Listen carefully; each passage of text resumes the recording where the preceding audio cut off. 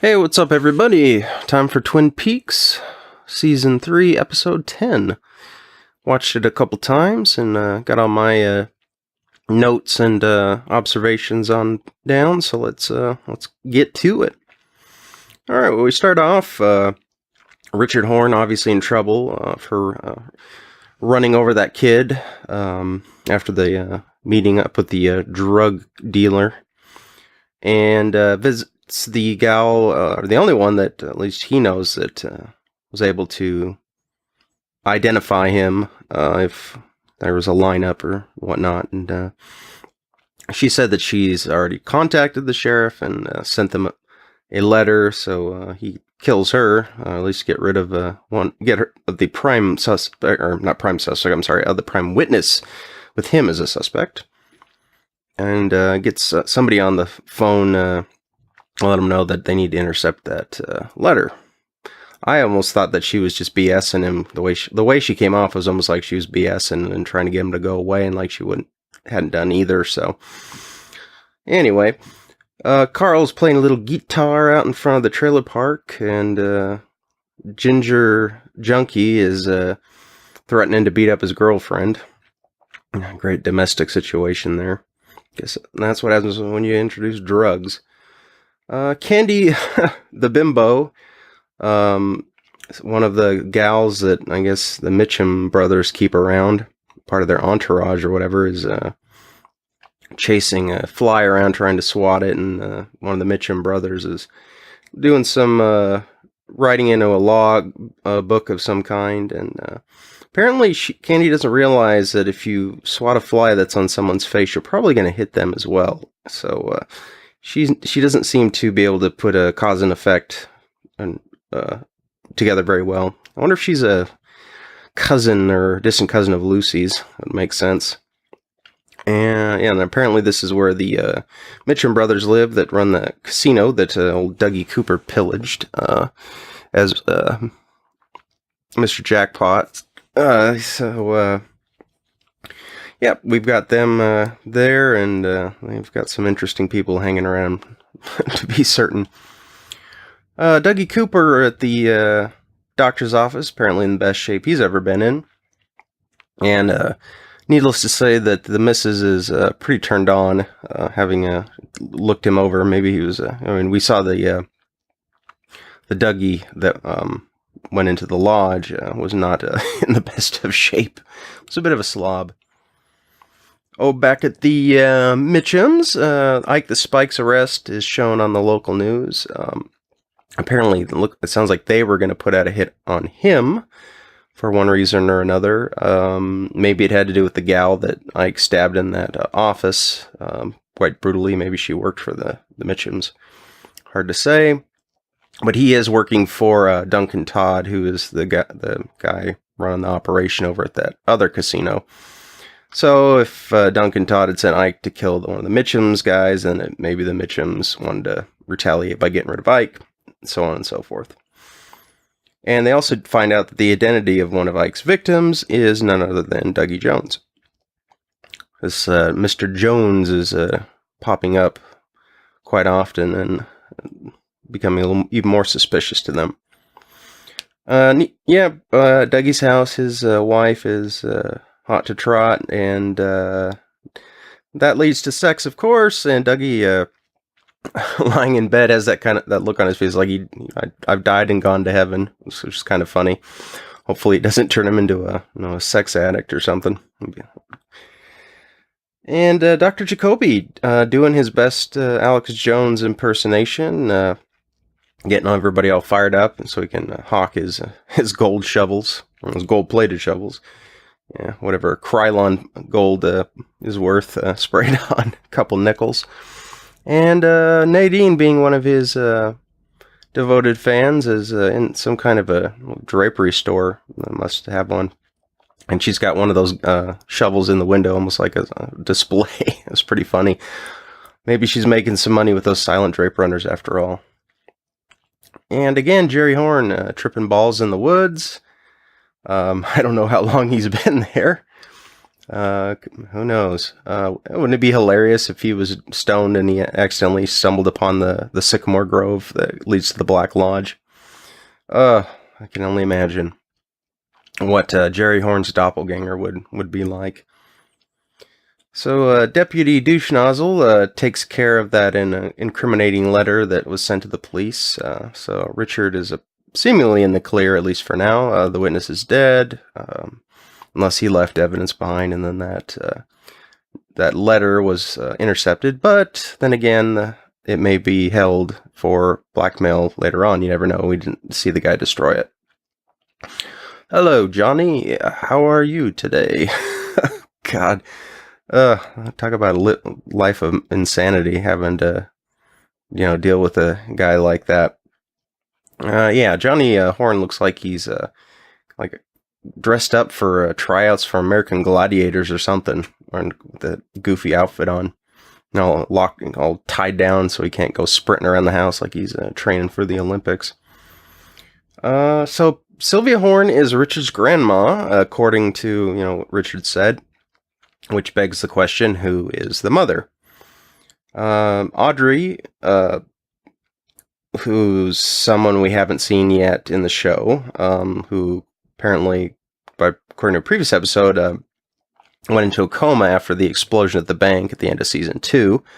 So, and we weren't told whether or not she ever came out of the coma. I'm assuming that's a possibility. And Donna is also technically a Horn, but she and Audrey, of course, have different mothers, so that wouldn't make any sense, because she wouldn't... Sylvia Horn wouldn't be his biological grandmother if Donna was his mom, so... The other option is he's adopted. I guess him being Audrey's kid would make the most sense, but like I said, we haven't seen Audrey yet. So we'll have to... did John Justice Wheeler knock her up when at the end of the season 2, and that's their love child? I don't know. It's a possibility. Then again, if she went into a coma and she was pregnant, that might complicate things a bit, but I don't know how that works. Anyway. So yeah, basically we get a scene which kind of looks like a PG-13 version of the sexual assault scene in A Clockwork Orange, where he's singing in the rain and beating up that old guy. Basically, a little more family-friendly version of it. We've got some kind of some soothing music playing in the background to provide some kind of irony to it, and Johnny's robot repeating that same line over and over. Hello, Johnny. How are you today? And Richard's threatening to strangle his grandmother unless she hands over the code to the safe, and then Johnny falls over, and it almost looks like he's running in slow motion when his feet are moving. So, a bit dark, but comical all the same. And we're over in Vegas now, and Ike's capture has been passed on to Duncan Todd, Mr. Todd, at that casino, who's obviously been working with Doppelganger Dale directly. So Dougie's co-worker, being Anthony Sinclair, is brought in to trick the Mitchum brothers into thinking that Dougie is the one who stood in the way of their insurance settlement, which would have netted them $30 million plus. And so apparently, they're going to play it off as if Dougie is, adamant that they don't get a dime and has a personal grudge. However, that would work. But then again, he went in there and got a bunch of money from one of those jackpots. So that would obviously already kind of piss them off, the fact that he took them for, $430,000 and change. So yeah, Dougie is going to be the fall guy, Dougie Cooper. We'll see how that works. And it looks like Albert found someone with the same level of sarcasm and a similar sense of humor.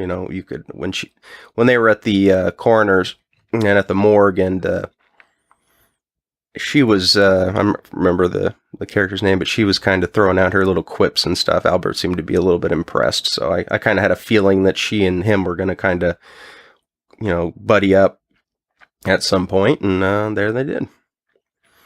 All right, so Anthony Sinclair visits the Mitchum brothers at their casino, gives them the lowdown about Dougie, the story that he is your sworn enemy and he's doing everything he can to keep you from getting your money. And then back at the Mitchum's home, they're discussing what they're going to do, and there's some extremely annoying instrumental jazz in the background. I don't know why people like that stuff. It's kind of annoying. Anyway, so yeah, they're going to meet with Dougie and try to figure something out. Good luck getting anything out of him, given he doesn't say too much, needless to say. So Gordon, I'm assuming, is at a hotel of some kind, and he is sitting there doodling on a piece of paper, having a glass of wine, and there's a knock at the door. I'm not sure if the picture is supposed to have any significant meaning to it. I know we do zoom down on it, the camera does. Just some weird looking animal with antlers that look kind of like, almost like bare tree limbs. There's a hand reaching out over towards it. I can't think of anything off the top of my head that would represent. I mean, if he was drawing a frog fly monster, then wouldn't that have been crazy if you was doodling something that looked like that. Gordon opens the door and we see a flashback to Laura Palmer's face. She's really distressed, freaked out, and I'm pretty sure it's a scene from Fire Walk with Me, where she runs over to Donna's house and she's just all stressed out and she's sobbing and asks Donna asks her if, "Are you my best friend?" And Donna, of course, brings her in the house to console her. So I think that's pretty much where that scene came from. We hear Sarah Palmer's voice over it, calling for her daughter. And it's kind of a weird, coincidence, you could call it, that would happen when Albert, or when he opens the door and Albert's there. I think Gordon knows a lot more than anyone else around him in his circle suspects. I think he's got a lot of secrets about all this. I wouldn't be surprised if in the future he has a big reveal to fill in some background information about this, this whole goings on. Maybe even something to do with his loss of his hearing or his hearing issues, because we never really say what caused that. So yeah, I think Gordon is another one that there's a little bit more to him. It just seems some of the things that have happened. I mean, like the bomb image or whatever on his wall in his office. The connection with that nuclear test, or the atomic weapon that was the catalyst for that whole kind of visual surrealist part in the episode 8. So we'll see. But I think Gordon's got some more that he has yet to tell us. Albert lets Gordon know that Diane received a text from Doppelganger Dale, and that she sent him a heavily encrypted message warning Dale, or Evil Dale, that they have Principal Hastings, and that that Principal Hastings will lead, is going to lead Gordon and the rest to the quote unquote the site, which could be the entrance to the place called the Zone that Hastings and the Ruth, or his friend and colleague in the paranormal, went to. So Diane has been, she must have either been indirectly involved, or Dale revealed a whole bunch of stuff. Evil Dale, that is, revealed a whole bunch of stuff to her the last time they met. Way back, or however long ago that was. So she knows some stuff. She's aware of the fact of Hastings and his activities. So maybe she never really stopped being Cooper's, secretary of sorts, or working for him. It's hard to say, but she's up to no good, and it's pretty much been confirmed. And also, Agent Tammy brings in a photo that I believe confirms my suspicions that that Doppelganger Dale was the one responsible for that whole experiment set up in New York, in that cube and all those cameras and whatnot. I was discussing that whole thing with someone, and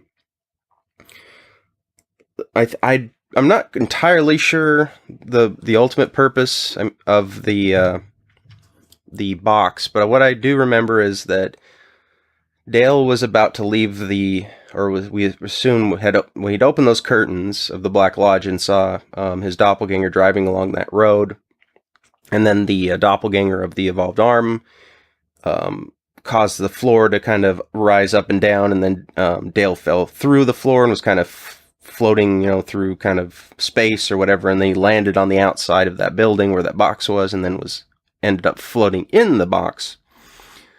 That took place, several minutes before the kid and the gal that came in got on the couch, stripped and started making out, and then that being appeared in the box and killed them. And my one theory I have is that that it was the possibility that they were maybe trying to trap Cooper in there, because that being was like right on his tail. I mean, in as far as the timeline goes, and that could have been there wanting to destroy him, and he managed to escape that somehow and get out. Hard to say. It may just be a coincidence, but those two events did happen within minutes of each other. So yeah, that's one example of why Evil Dale may have been responsible for it. Maybe he was trying to trap somebody in there, or maybe he was using it as a means to find out if if Good Dale had escaped the lodge, and escaping it in that manner, he showed up in there. So we would expect to see pictures of Good Dale floating in that box from the from the cameras and whatnot. So maybe, I don't know, you would think that would have shown up, but maybe that's a loose end that hasn't been tied yet.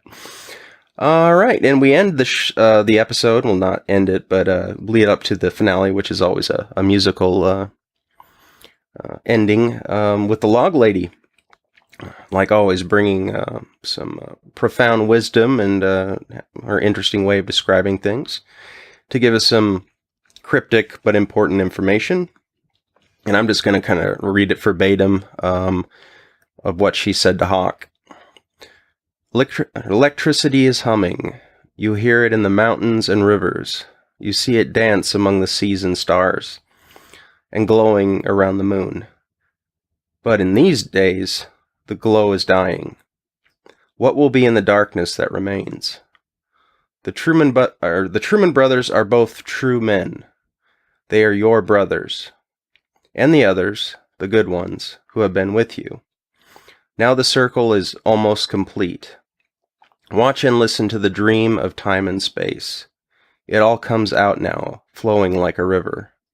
That which is and is not. Hawk, Laura is the one. So yeah, that was pretty cool, just almost a little like poem in a way. Yeah, like I said, electricity is always, referencing, the paranormal or supernatural, especially with the lodges. So big event is coming to pass. Like I said, the circle is almost complete. We know that Truman, Hawk, and Bobby Briggs are going to go to that location, which may even happen in the next episode. I'm not sure. I would imagine timeline-wise it would happen at least in episode 11 or 12.